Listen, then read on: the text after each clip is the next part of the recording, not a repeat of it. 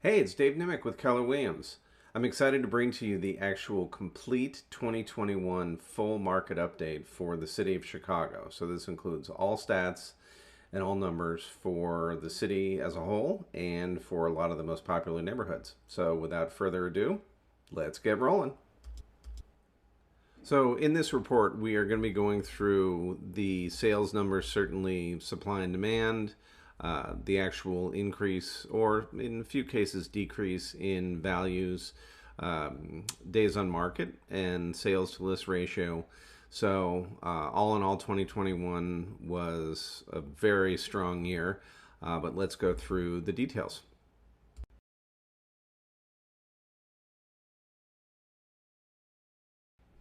So the city of Chicago enjoyed an 18.4% increase in values. Now, for a city the size of Chicago, third largest in the nation, to have that large of an appreciation is just phenomenal.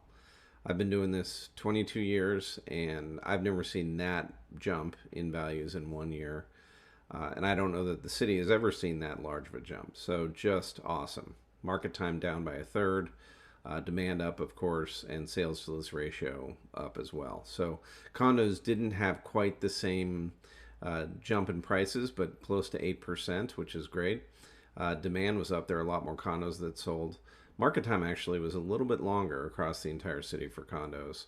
And sales to list ratio is up, not as much as single family homes. But bottom line, a great year for both condos and single family homes, probably record breaking for single families.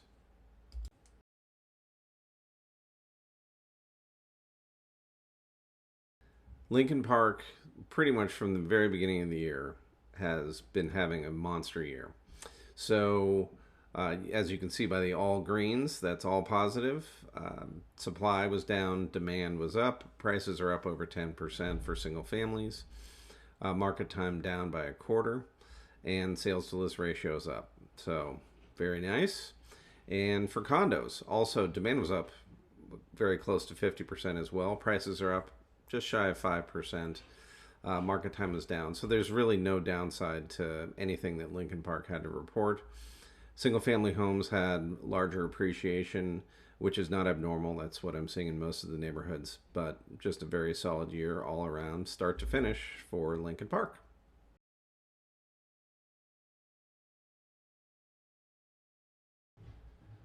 Lakeview single family homes were taking some lumps at the beginning of the year and through a good part of the year. However, at the end, finished strong, and so prices ended up about 3.5%. Demand was certainly up by a third. Market time was down by more than half, which is great. Sales to list ratio was up, and supply was down. So, single family homes across the board in Lakeview finished strong. Condos, not as much. Actually, the prices were down 2% in Lakeview. It is one of the larger condo markets through all the neighborhoods in Chicago, especially with all the condos along the lake. But market time was down, demand was up almost 40%. Supply was a little bit higher, but all in all, not great for condos, a little bit lower. Single family homes fared better. So a little bit of a mixed bag for Lakeview.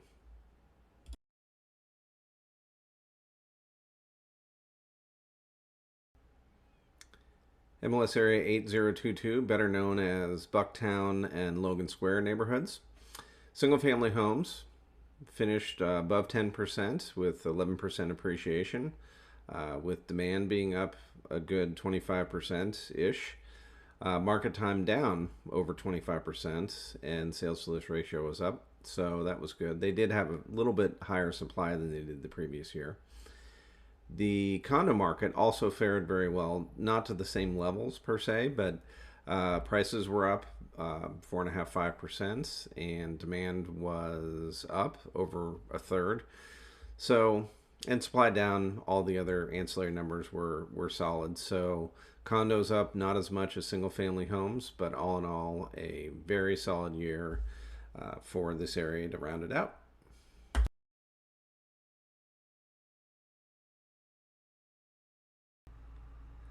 MLS area 8024, the circuitous MLS area, otherwise known as River West, Noble Square, WestTown, Ukrainian Village, Wicker Park.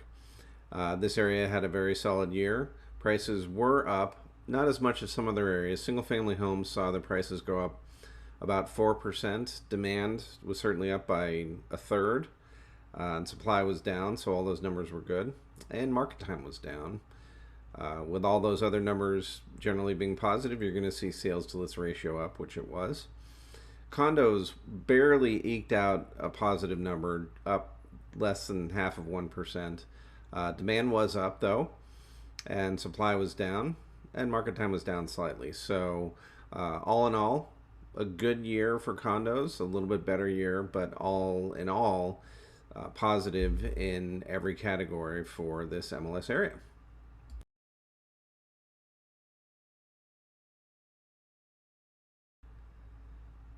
MLS Area 8005, better known as Roscoe Village, St. Ben's, and NorthCenter, saw a solid year all around for both condos and single-family homes. It's one of the few areas where condos actually outpaced single-family homes in appreciation. Condos were up 6.1%. Market time was down. Demand was up. Supply is down. So all the numbers that I track were positive for both condos and single-family homes. Single-family homes were up about 2.5%, with market time also down almost 40%, which is great, and demand being up. So the area had a very solid year.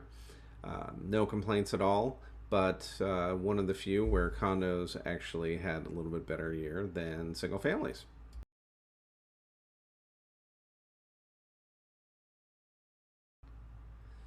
So Lincoln Square had a tale of two neighborhoods, depending on single-family homes or condos. Single families were up 15%, demand was up, market time was down by almost half. So single-family homes all around had an outstanding year. Condos, in all the other numbers except for probably the most important, which is price, saw better numbers. However, prices are down about 7.5% for condos. So this was kind of a departure from many of the other neighborhoods. It had been kind of on track for this type of year throughout the year. Condos were just kind of lagging. So single family homes, great. Condos hopefully see a rebound in 2022, but had a bit of an off year for 2021.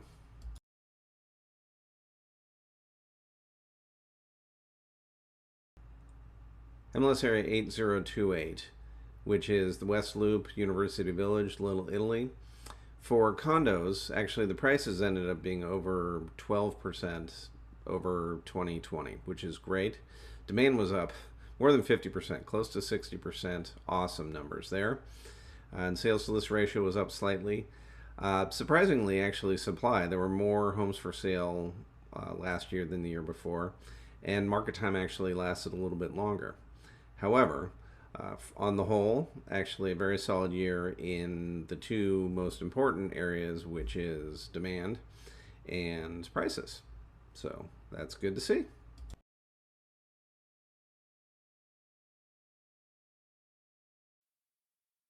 So the OldTown, GoldCoast, RiverNorth, Streeterville area, otherwise known as 8008, started out the year last year very slow.